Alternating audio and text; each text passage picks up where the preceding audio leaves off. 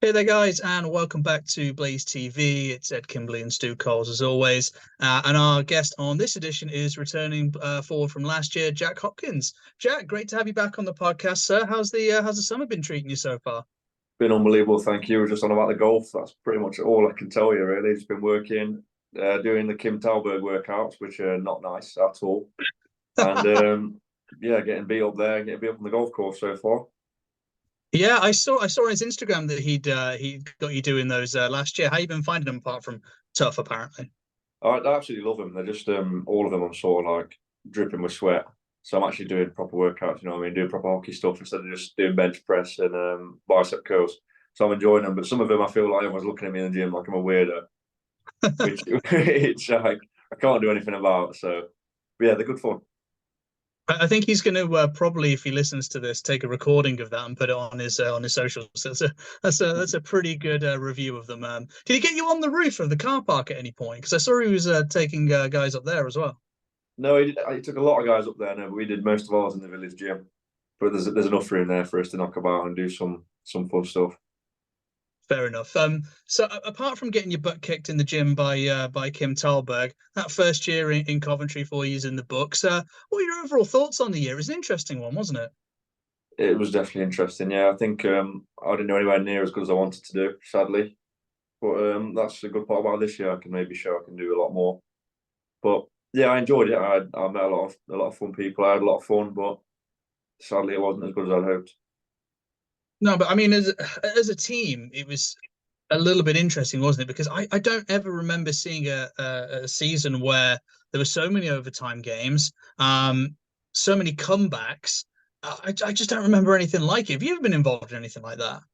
No, that was crazy. If I'd have loved it, if I was part of the overtime, I'd have absolutely loved it. But it was also fun to watch. It was fun to get the ups and downs of the game.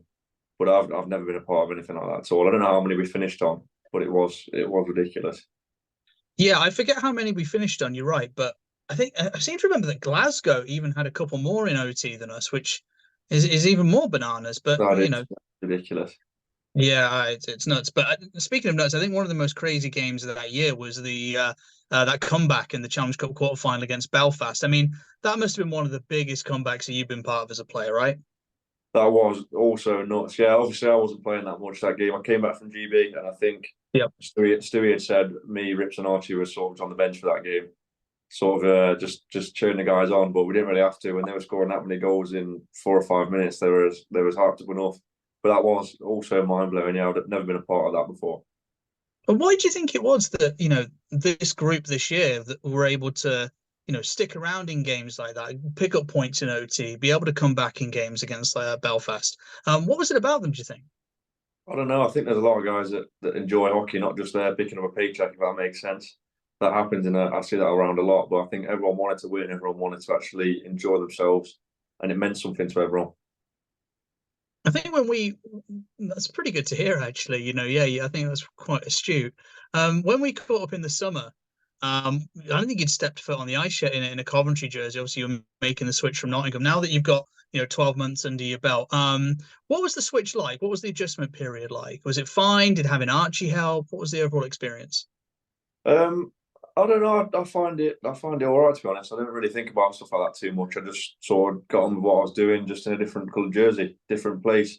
A bit freezing in the morning sometimes, training at the Sky Dome, which I took a while to get used to. I was sitting in my hoodie sometimes, shivering. But other than that, I was absolutely fine. Yeah, it's just a different place doing the same thing that I like to do.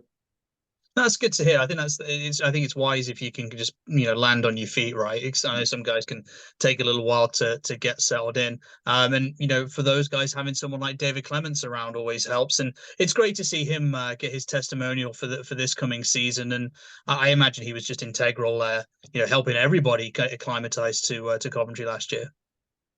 Exactly, and I really hope we do well next year because I know that helps with all the testimonial. It gets a lot of fans around what's going on, and I'm really looking forward to doing whatever sort of testimonial nights he has this year, whatever sort of things he plans to do, because he was great help with everyone, and I'm sure everyone will say the same thing as that.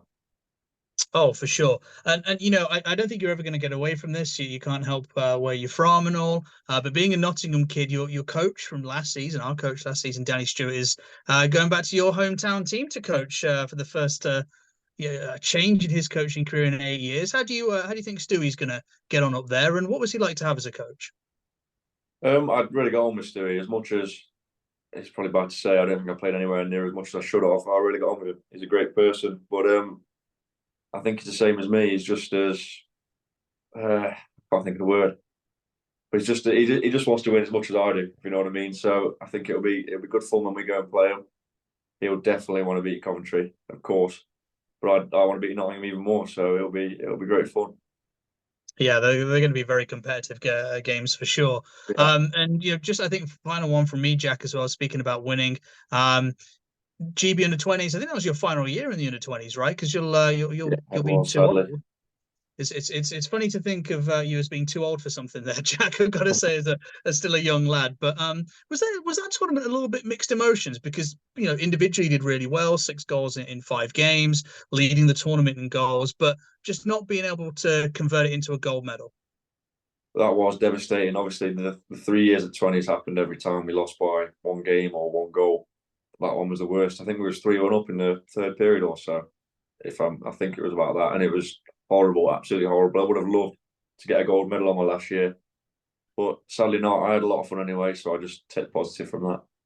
And I guess now you'll be. It's the goal, I guess, that you're setting yourself for in a few years' time to try and crack it with the seniors and go for tournaments and international medals there. As soon as possible. I don't want to put a target on it. Just as soon as possible. I think as soon as I start playing a fair amount, I'll show that I'm good enough soon enough. Anyway. Love it, Stu. Yeah, and after the sort of GB, the rest of the season rolls in, and then it ends up against Belfast again in quarterfinals, and that was a really close series between the two teams. It kind of felt that the Blaze had got playing their best hockey right at the end of the season. Did it come across that way to yourselves? I think we had we're all very motivated to get to that playoff finals weekend because obviously it's a huge part of the season making the playoffs. But yeah, I thought we were all playing really good hockey and everyone was sort of clicking. There was no bad vibes around the team at all. So it was good hockey at the time. And I think I'd agree with that. And with that came with yourself as well. Like you've mentioned, you feel perhaps you wanted a bit more ice time than you got, and I think you could probably say the same that for every player who's ever stepped on the ice. Everyone wants a little bit more ice time. But your ice time seemed to go up towards the end of the season. It seemed like you were playing with more confidence. You got, particularly at the end of the season, a big goal against Guildford in the must-win game. Do you feel that you were getting more confidence? It certainly appeared that way from our perspective. You could say that, yeah. I think it's more just I got given a bit more of a chance, so I could show a bit more, if that makes sense. Maybe I did get a bit more confidence without realising, but I think I'm always confident on the ice. But when you get a certain amount of time to show it, then you start showing more things and proving a bit more. And that meant that you kind of say got some ice time, scored some goals. Your first goal for the Blaze, you scored against your former team, and I don't know if it's something you've kept track of, but your first pro goal was against the Blaze for Nottingham, and your first goal for the Blaze was against Nottingham. It just seems that those two teams are going to be forever intertwined for yourself. I didn't think about that, but yeah, it was good. A shame it came in December, my first goal for Coventry last season. But yeah, it was good. I think we won that game as well, so it was a great Boxing Day or whatever it was, New Year's Eve. It was good fun that night. Yeah, the festive games, particularly New Year's Eve against Nottingham, is always a big fixture between the two sides, and usually brings a big crowd out, which is always good to see. You mentioned as well, like the atmosphere in the room was pretty good. A lot of fun guys, and you've already spoken about sort of Clements and Talberg. How important was it for you, sort of thinking about having some of those guys back in the Blaze this year as well? As in the ones you've already signed, you mean, or who was I? Yes, ones that have already been signed, like the guys like David Clements, the guys that who are coming to the Blaze, the guys that are coming back. It was huge having all of them back. Yeah, Clements, I have a lot of fun with them all the time. Obviously, Talberg, he keeps me honest in the gym. So I was really looking forward to that. I was hoping he'd come back, and I was hoping he'd keep me working. So and then obviously Coops has just been announced. And Cook's obviously always got a lot to say, so it's always a great help having anyone like that around.